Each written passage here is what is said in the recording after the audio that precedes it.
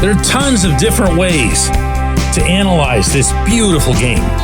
There are more ways than ever, actually. A lot of them seriously sophisticated. I'm going to challenge you with the simplest way possible. Good morning to you. Good Tuesday morning. I'm Dejan Kovacevic of DK Pittsburgh Sports, and this is Daily Shot of Penguins. It comes your way bright and early every weekday. If you're into football and or baseball, I also offer daily shots of Steelers and Pirates in the same place that you found this. The Penguins are finishing up, as is the rest of the NHL, the 3-day holiday break today. They'll be back in action tomorrow night against the Islanders in Elmont, New York, after which they've got a couple of back-to-backers here in Pittsburgh over the weekend against the Blues and those same Islanders. There is no longer, after this big chunk of the season's already played out, any secret to how this team needs to perform, and there's no secret to analyzing it. I'm going to ask you a question. Forget all of the other metrics, forget the shots on goal, the basic stuff, to the really crazy, hyper-advanced, multi-syllabical acronym, geeky stats and everything else. And just ask yourself this. Through 10 minutes, and no more, through 10 minutes of watching this team play ice hockey on a given night, can you tell whether or not they're going to come out of there with a point? That's what I'm talking about. That's what I'm talking about. Now, are they always going to prevail? No, that's why I said point rather than a win.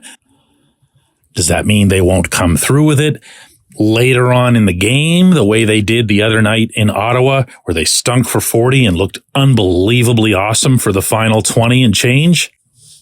No, but again, that's why I said point and not victory. You can see how they're supposed to do it, and you can feel that they're doing it without looking at a single number in any direction. And the reason for that is this. The effort, the extra energy that they invest into the hockey process almost always happens inside their own zone.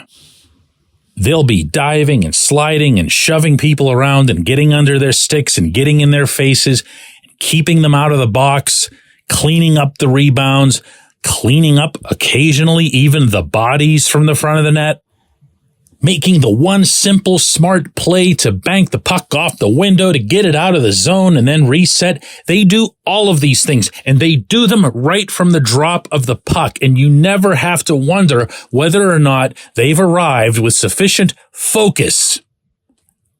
Underlining that word again, focus, on not only that they want to win, but also how they need to win.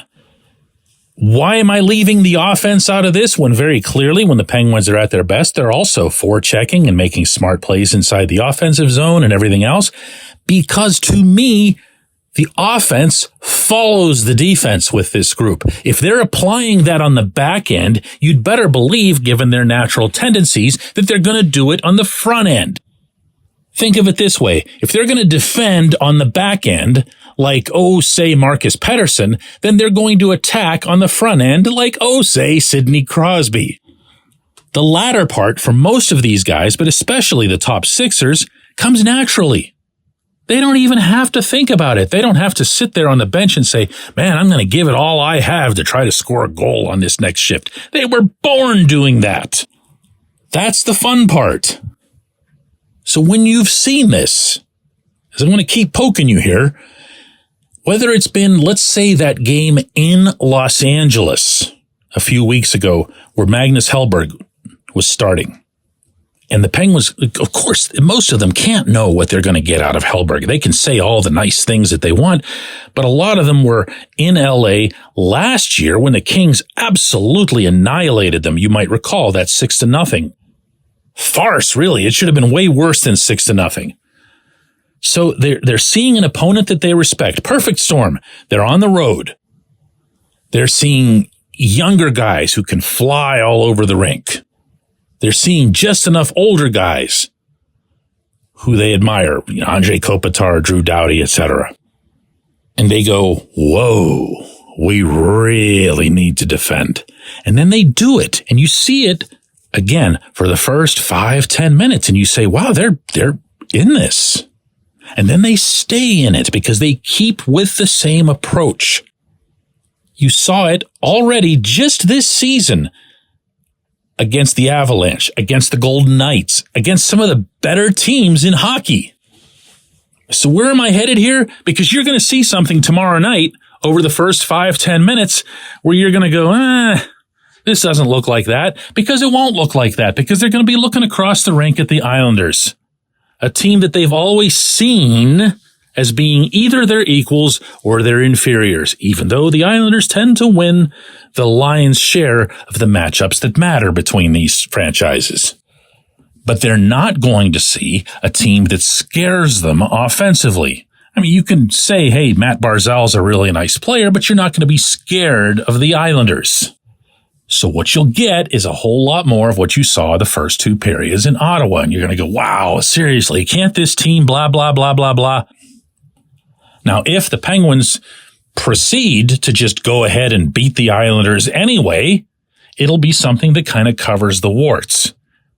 Only the people who are coaching the team and running the team will see and know the difference. One of these days, my friends, maybe, or maybe not for all I know, you're going to see this team apply itself evenly to every opponent they face. I don't know how Mike Sullivan's going to go about getting that through the collective head of this team. I don't know that any head coach anywhere could, if it isn't someone of Sully's voice and reputation. But understand, this is the problem. When we come back, J1Q.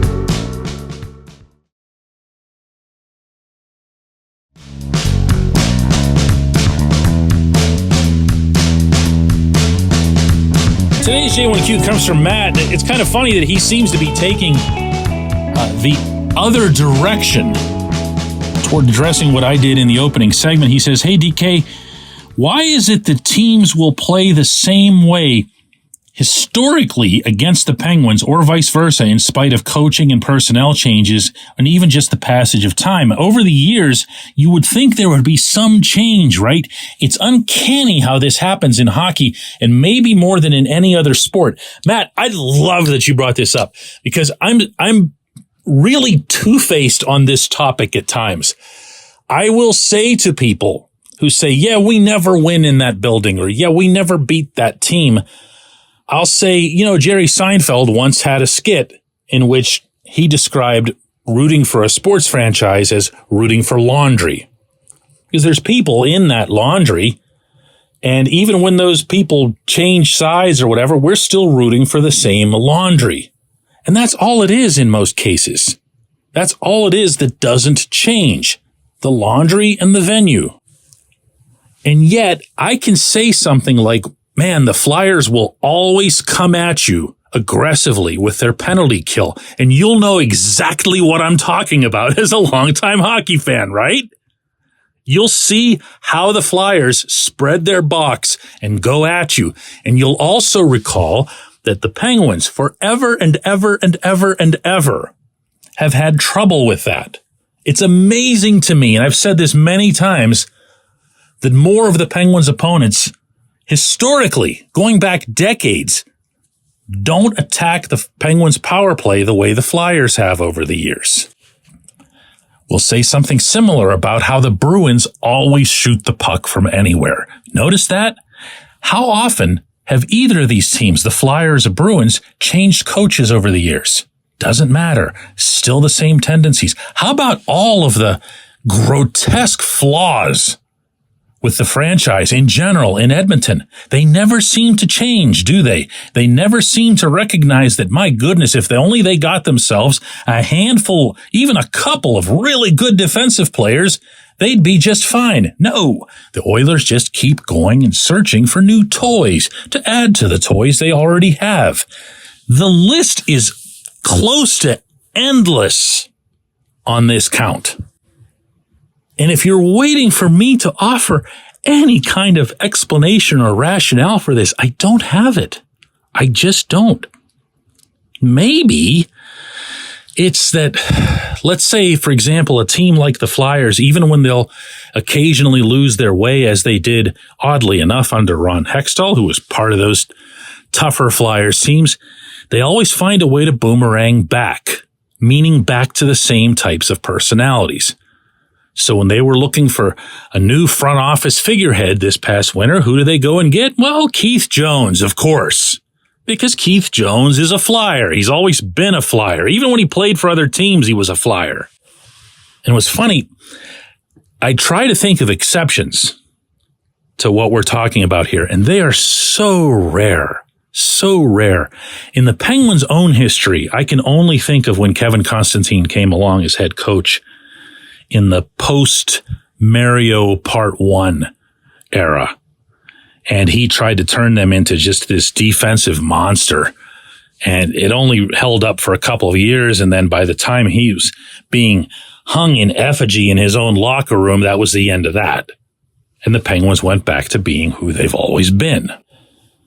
In modern hockey, the only example I can think of that runs to the contrary are the Devils. I mean, you probably beat me to that one. The Devils are entertaining, fast. They're flying all over the rink, amazing transitions. They're not all that great defensively, and they're definitely not great in goal, which is only the 180-degree opposite of what the Devils have been for the better part of their existence, including for all three of their Stanley Cups. But good luck finding others. There aren't many. Weird, huh? I appreciate the question. One of the best I've ever gotten on this program. I appreciate everybody listening to it, and we're going to have another one tomorrow.